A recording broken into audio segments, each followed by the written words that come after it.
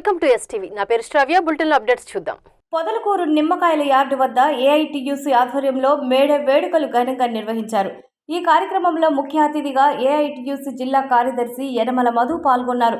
ముందుగా నిమ్మకాయల యార్డులో మేడే వర్ధిల్లాలి, కార్మికులకు ఐక్యత వర్ధిల్లాలి అంటూ నినాదాలు చేశారు.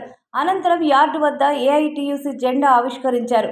ఈ సందర్భంగా ఏఐటీయూసీ జిల్లా ప్రధాన కార్యదర్శి మధు, మండల అధ్యక్షులు పెంచలయ్య మాట్లాడుతూ కూటమి ప్రభుత్వం కార్మికుల పట్ల మొండి వైఖరితో వ్యవహరిస్తుందని, కూటమి ప్రభుత్వం ప్రధాన మంత్రి నరేంద్ర మోడీ కనుసన్నల్లో నడుస్తుందన్నారు.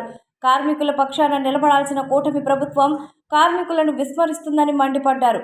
ఈ కార్యక్రమంలో పొదలకూరు ఏఐటీయూసీ మండల అధ్యక్షులు మంగళపూరి పెంచులయ్య, కార్తీక్, బి మస్తానయ్య, పి చిన్న, రమేష్, సీనయ్య, గోపాల నాయుడు తదితరులు పాల్గొన్నారు.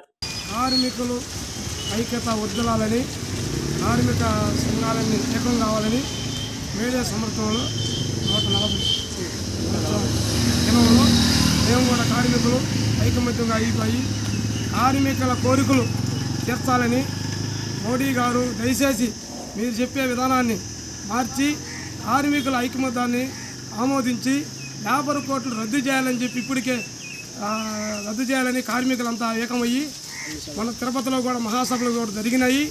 రాష్ట్ర మహాసభలు జయప్రదం చేశారు. దాంట్లో మీరు ఆలోచించి కార్మికులు కడుపు కొట్టకుండా కార్మికుల ఐక్యతని కాపాడితే రాబోయే రోజుల్లో భవిష్యత్తులో కూడా మీకు మళ్ళీ కూడా ఓట్లేసి గెలిపించుకుంటారు. నేను సమయంలో గతంలో ఏం జరిగిందో ప్రభుత్వాలకి అదే మీకు జరిగే ప్రదేశం కూడా వచ్చే సూచనలు కూడా ఉన్నాయి.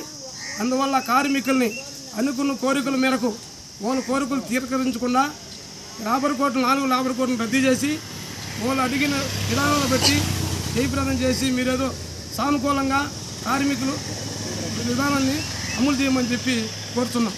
ఇవి ఇప్పటివరకు ఉన్న bulletin updates. Keep watching STV.